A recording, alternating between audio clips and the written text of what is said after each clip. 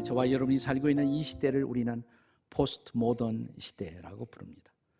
정확하게 포스트 모던 시대는 20세기 후반부터 시작된 시대를 뜻합니다. 우리가 21세기에 돌아와 있습니다만은 모던 시대, 그 이전에 20세기 중반까지, 그 다음에 20세기 후반, 21세기의 이 시대에 어떤 차이가 많느냐, 포스트 모던 시대를 규정하는 두 가지의 중요한 화두가 있어요. 하나는 파괴이고 또 하나는 해체라는 단어입니다.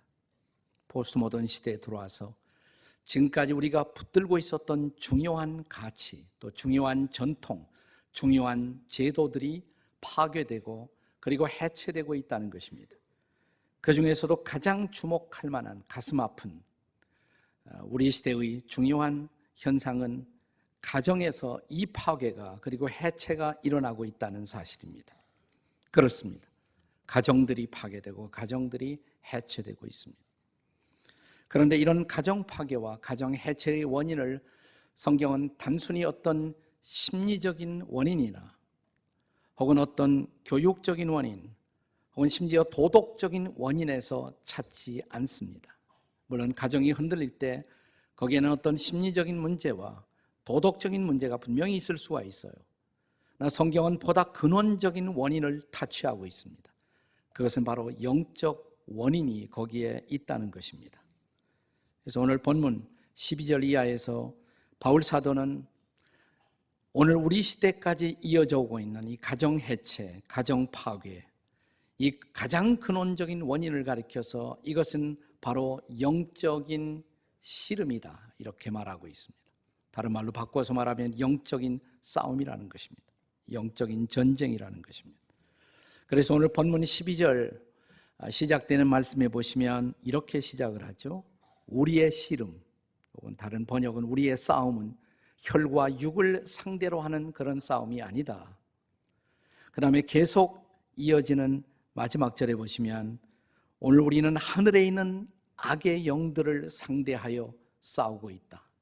이 지상에서 일어나고 있는, 우리 가정에서 경험하는 바람직하지 못한 숱한 문제의 원인 속에는 바로 이런 영들의 개입과 역사함이 분명히 오늘 우리의 현실 속에 있다라고 성경은 가르치고 있는 것입니다. 따라서 이런 싸움, 영적 싸움에서 우리의 가정을 지켜내고 세워가기 위해서는 우리에게 바로 영적인 무장이 필요하다. 이것이 오늘 본문의 핵심적인 레슨인 것입니다. 본문의 13절 말씀을 다 함께 읽겠습니다. 13절 말씀 다 같이 읽겠습니다. 시작. 그러므로 하나님의 전신갑주를 취하라. 이는 악한 날에 너희가 능히 대적하고 모든 일을 행한 후에 서기 위함이라. 그리고 이제 이어서 에베소 6장 14절 이하에 보시면 고대 무사들이 전쟁에서 자신을 지키기 위해서 행하는 무장을 강론적으로 세밀하게 묘사하고 있는 모습을 볼 수가 있습니다. 기독교 고전인 철로 역정을 읽어보시면 순례자 크리스찬이 고난의 순례길에서 아름다운 집에 들어가게 됩니다. 이 집에는 3개의 방이 있어요. 첫째 방은 평화의 방, 거기서 평화를 얻습니다. 둘째 방 서재예요. 거기 들어가서 믿음의 선배들의 신앙의 기록을 통해서 자기의 신앙을 새롭게 합니다. 세 번째 방이 있었어요. 그게 바로 무기고 혹은 병기고였습니다.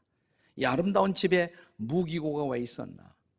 우리가 이 순례의 길을 지속해 나가기 위해서는 우리에게 무장이 필요하다는 것입니다. 영적인 무장이 없이는 아무도 인생의 길을 그냥 갈 수가 없다는 것입니다.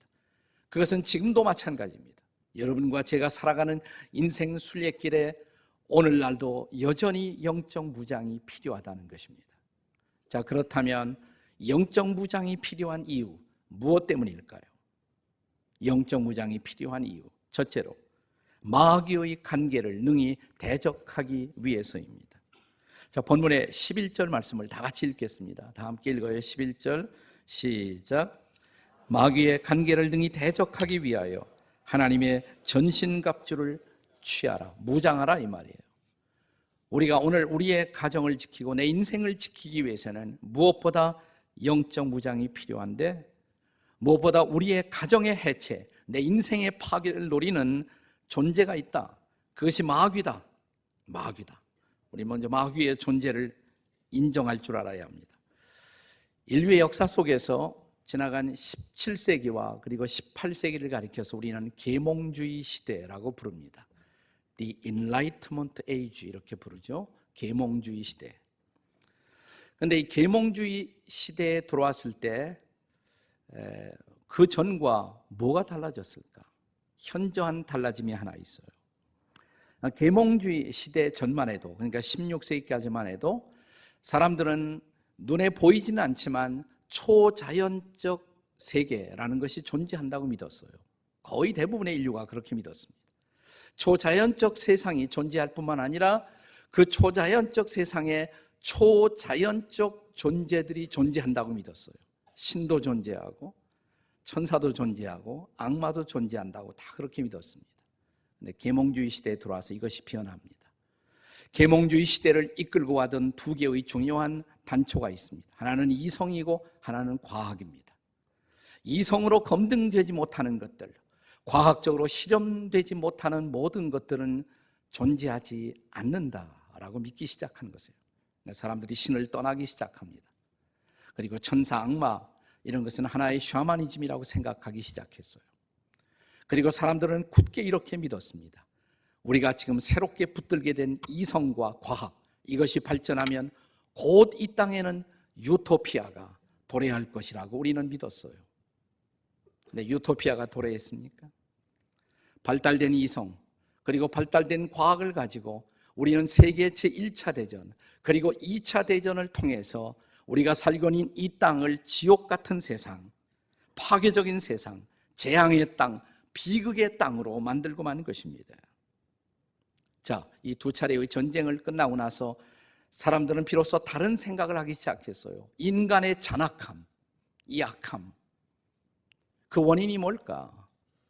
그들은 호련히 오래전에 있었던 세계관을 다시 생각해내기 시작합니다. 그리고 그들은 신으로 돌아옵니다. 하나님께로 돌아옵니다. 세계의 도처에서 영적 부흥이 일어났어요. 그리고 사람들은 천사와 마귀의 존재를 다시 인정하기 시작한 것입니다. 이것이 20세기에 일어난 현저한 변화예요. 그리고 21세기에 그 변화는 아직도 진행형입니다. 결국 우리는 이런 레슨을 받은 것이에요. 두 차례의 전쟁을 통해서 우리 안에 있는 악마성, 이 배후에 있는 악마, 마귀, 이것을 극복하지 않고는 보다 나은 세상을 만들 수가 없다는 결론 앞에 도달하는 것입니다. 우리가 마귀라는 말을 쓸 때 성경에서 사용하는 단어는 본래 신약 성경은 히라보로 기록되어 있는데 마귀를 뭐라고 부르냐면 디아볼로스 이렇게 부릅니다. 디아볼로스. 이 단어는 두 개의 단어의 합성어입니다. 디아라는 이 단어는 between, 뭐뭐 사이에, 그 다음에 볼로스라는 단어는 영어로 throw, 던진다, 사이에 던진다, 던져서 나눈다 이 말이에요. 분열시킨다, 파괴한다. 여러분, 누가 부부관계를 파괴할까요? 물론 남편이 아내가 잘못해서 그럴 수가 있어요. 그러나 그 배후에 악한 영의 역사가 있다는 거예요. 마귀는 부부를 해체시키려고 합니다. 관계를 나누려고 합니다. 마귀는 부모와 자녀 사이의 관계를 또한 망치려고 합니다. 사탄은 마귀는 건강한 젊은이들의 미래를 차단시키려고 합니다. 그 배후에 악한 영의 역사가 있다는 것이에요. 그래서 한국어로 이 디아볼로스라는 말을 번역할 때 많이 사용한 단어 중에 하나가 뭐냐면 그 단어가 accuser, 참소자라는 말을 썼어요. 참소자, 참소하는 자, 그래서 파괴하는 자. 그게 사탄의 역할이에요. 우리 안에 존재하는 죄성, 부패성을 이용해서 우리의 삶의 근거를 파괴하고 또 우리를 둘러싼 소중한 관계들을 파괴하고 해체시키는 일, 이게 바로 마귀의 역사예요. 이것이 바로 마귀의 관계라는 것입니다. 따라서 이런 마귀의 관계를 대적하기 위해서는 단순한 심리적인 무장이나 도덕적인 무장으로 족하지 않다는 것입니다. 거기에 필요한 것, 영적인 무장이에요. 이것이 영적 무장이 필요한 첫 번째 이유인 것입니다. 우리에게 영적 무장이 왜 필요할까? 두 번째 이유, 주의 힘으로서만, 주님의 능력으로서만 우리는 마귀를 대적할 수 있기 때문입니다. 자, 본문의 10절을 함께 읽겠습니다. 10절 말씀 다 같이 읽습니다. 시작. 끝으로 너희가 주 안에서와 그 힘의 능력으로 강건하여지고. 자, 이런 영적인 존재인 마귀를 대적하기 위해서 우리에게 정말 필요한 준비가 무엇이겠습니까? 여기서 바울은 먼저 주 안에서라는 단어를 강조해요. 너희가 주 안에 있을 때, 주 안에 굳게 서서 주님이 공급해 주시는 주의 힘, 그 능력으로 무장할 때, 그리고 강건해질 때 비로소 이 마귀와 싸울 수가 있다는 것입니다. 한 신학자는 마귀는 적어도 우리 인간보다는 훨씬 더 능력 있는 존재라는 것을 인정할 때 비로소 우리는 영적 싸움을 싸울 수 있다고 말합니다. 그리고 그분은 말하기를 마귀라는 존재에게는 여러 가지 박사학위를 주어야 마땅한 존재라고 말했어요. 마귀는 우리보다 성경을 잘 알아요. 마귀는 신학 박사예요. 마귀는 인간의 심리를 누구보다 잘 간파합니다. 그리고 우리의 심리, 우리의 마음의 틈을 타서 사탄은 우리의 생각을 점령합니다. 마귀는 심리학 박사예요. 마귀는 우리의 사상을 부패시키고 우리가 잘못된 생각을 하도록, 그리고 그 사상의 이데올로기의 포로가 되도록 우리의 생각을 점령합니다. 마귀는 PhD가 있어요. 마귀는 민족과 민족의 전쟁을 불러일으킵니다. 군사 전략가입니다. 마귀는 우리 인간 안에 있는 욕심을 부추겨서 가진 자와 가지지 못한 사람들의 갈등을 부추깁니다. 마귀는 경제학 박사이기도 합니다. 오늘 본문에서 그래서 마귀의 간계를 대적하라, 간계라는 단어를 썼어요. 근데 이 간계라는 단어가 본래 히라보에서는 메소도이아라는 단어로도 있습니다. 메소도이아. 이 히라보는 여러분이 설마 알지 못하겠지만, 근데 이 단어와 비슷한 영어 단어가 있잖아요. 메소도이아. 무슨 단어가 생각납니까? 메소드. 그죠? 메소드. 방법이라는 말이에요. 방법. 마귀의 괴계할 때 이 괴계가 방법이라는 거예요. 사탄은 수없이 많은 방법과 전략을 가지고 있어요. 그 온갖 방법을 다해서 우리를 파괴시키는 것입니다. 그리고 관계를 파괴시키는 것입니다. 가정을 무너뜨리게 하는 것입니다. 이것이 바로 사탄이 하는 일이에요. 사탄은 간교한 존재입니다. 그래서 창세기에 보시면 그는 처음부터 간교한 자이더라, 이렇게 성경은 말하고 있습니다. 뿐만 아니라 이 마귀는 혼자 일하는 존재가 아니에요. 마귀라는 것은 단수지만 마귀가 지배하는 영들이 있습니다. 그게 바로 악령들 혹은 귀신들, 이렇게 말해요. 근데 그들은 거대한 조직체를 갖고 있다는 것을 성경은 보여줍니다. 본문의 12절 말씀을 함께 같이 읽겠습니다. 12절 같이 읽습니다. 시작. 우리의 씨름은 혈과 육에 상대하는 것이 아니에요. 통치자들과 권세들과 이 어둠의 세상 주관자들과 하늘에 있는 악의 영들을 상대합니다. 여기 통치자, 여러분 통치자들의, 악한 통치자의 배후에 사탄이 마귀가 있다는 거 아세요?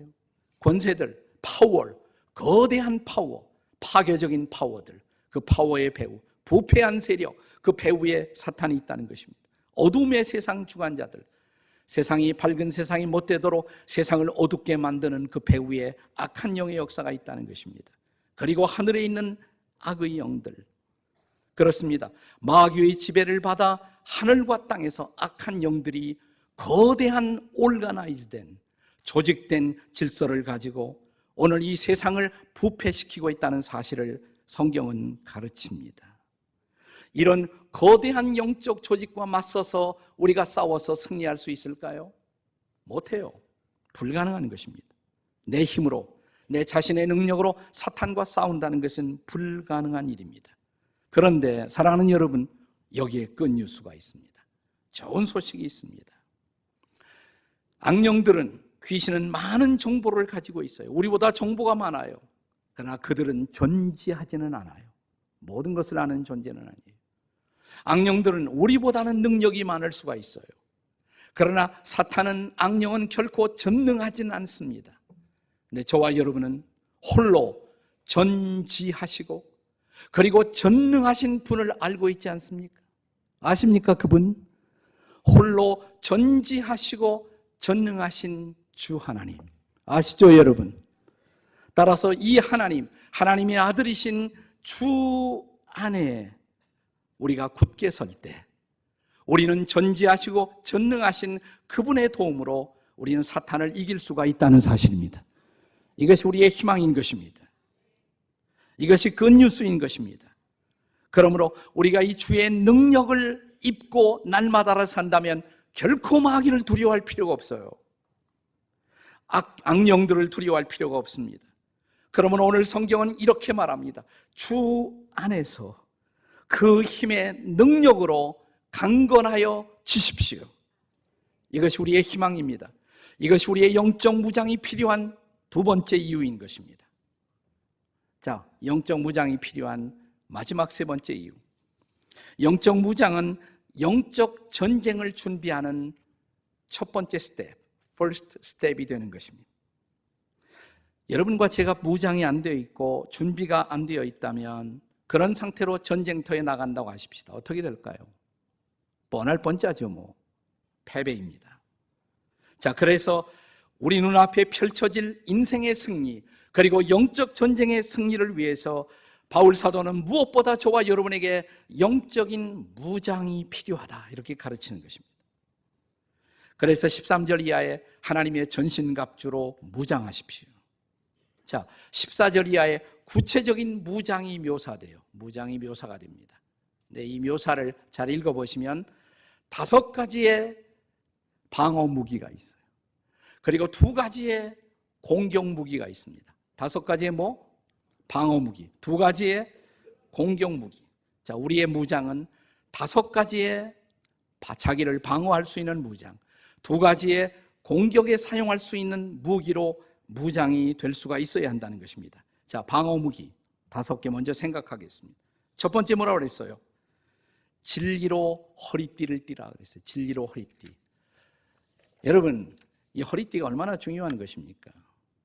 제가 한번 설교하다가 허리띠가 내려간 적이 있습니다. 상상하지 마세요. 얼마나 황당했을까요? 이 허리띠는 우리의 자세를 갖추어 주는 거예요. 자, 전사들이 허리띠가 제대로 메어져 있지 않다면 어떻게 전투할 수가 있겠어요? 근데 진리의 허리띠, 여기서 진리라는 말은 다른 말로 번역하면 진실입니다. 진실하신 하나님을 믿고 또 하나님의 진실함으로 내 인생을 무장할 때 우리는 사탄과 싸울 수 있다는 것이에요. 사탄은 거짓된 존재입니다. 이 거짓된 마귀와 싸우기 위해서는 무엇보다 진실해야 돼요. 정직해야 합니다. 그것이 기본적인 첫 번째 무장이에요. 그 다음에 2번째, 의의 흉배를 붙이라고 가슴에 호심경 그랬어요. 호심경, 새로운 번역에는 의의 흉배, 가슴에 이 무장이 있잖아요. 가슴에. 우리가 예수를 믿는 순간 주님은 우리를 의롭다고 하십니다. 그리고 우리가 의롭다움을 받은 그 순간부터 의를 줄이고 목마름처럼 사모해야 합니다. 의를 사모하는 것, 그것이 우리의 무장이에요. 자, 그 다음에 의의 흉배 다음에 신발은 뭐라 했어요? 평화의 복음의 신. 여러분, 잘 뛰려면, 전쟁터에서 잘 다니려면 신발이 얼마나 중요해요? 군화가 얼마나 중요합니까? 네, 우리가 보통 다닐 때도 편한 신발 얼마나 필요한 것입니까? 평화의 복음의 신을 신으라고. 그러니까 복음을 전할 준비가 언제든지 되어 있어야 한다. 이것이 우리의 전투 준비라는 것이에요. 평화의 복음의 신을 신고, 그 다음에 방패는 뭐라고 그랬어요? 믿음의 방패. 자, 악마는 계속 불화살을 쏘아댑니다. 내가 방패로 막아야 합니다. 하나님을 신뢰하는 굳건한 믿음, 이것이 우리를 지킨다는 것입니다. 믿음의 방패. 네, 이제 딱 하나 남았어요. 방어 무기 가운데 마지막 5번째 뭡니까? 제일 중요한 거, 여기. 네, 여긴 뭘 쓰라고 그랬어요? 구원의 투구 그랬습니다. 구원의 투구. 구원의 투구. 이게 뭐예요? 얼마나 머리가 중요한 것이에요. 이 부분에 한 대 맞으면 끝나는 거 아니죠. 구원의 확신. 여러분, 교회 다니면서 구원의 확신도 없는 사람이 있어요. 있습니까, 여러분? 구원의 확신, 분명한 확신, 그걸로 무장하는 것, 이것이 바로 머리 무장, 투구 무장이에요. 자, 거꾸로 올라왔습니다만 우리가 외우기 쉽도록 우리는 위에서 아래로 내려가도록 하겠습니다. 여기 구원의 투구, 여기는 의의 흉배, 허리는 진리의 허리띠, 신발은 평화의 복음의 신, 그 다음에 믿음의 방패. 이것이 무장이에요. 그 다음에 공격무기 두 가지입니다. 쉽게 말하면 말씀과 기도입니다. 성령의 검, 말씀을 가져라. 성령의 검, 성령의 검. 근데 이것만으로 공격무장이 끝나지 않습니다. 또 하나가 필요하다는 것이에요. 그것이 바로 기도인 것입니다. 말씀과 함께 기도. 말씀을 가까이 하고 말씀을 묵상하면, 그리고 이 말씀이 내 안에 살아 움직일 때 사탄은 우리를 절대로 근접하지 못합니다. 그렇습니다. 말씀을 붙들고 살 때 사단은 도망갈 것입니다. 말씀의 무기, 또 하나 기도의 무기예요. 기도. 자, 에베소서 6장 18절 다 함께 읽겠습니다. 시작. 기도와 간구를 하되 항상 성령 안에서 기도하고 이를 위하여 깨어 구하기를 항상 힘쓰며 여러 성도를 위하여 구하라. 여기 보시면 모든이란 단어가 여러 번 나옵니다. 모든 기도, 모든 간구, 항상 모든 때에 말이에요. 모든 때에. 그리고 여러 성도, 모든 성도를 위해 기도하라. 영어로는 all이라는 단어가 계속 반복돼요. 히라보의 판타라는 단어가 계속 반복되고 있습니다. 모든 기도, 모든 간구, 항상 모든 때, all the time. 아까 노래도 불렀잖아요. all the time. 네, 모든 때, 모든 성도를 위하여 기도하는 것. 그것이 바로 우리를 지키고 그리고 사탄을 맞설 수 있는 강력한 우리의 공격 무장이라는 것입니다. 여러분, 농구할 때 보면 마지막 최후의 승부를 걸기 위해서 감독이 거는 작전 하나가 있습니다.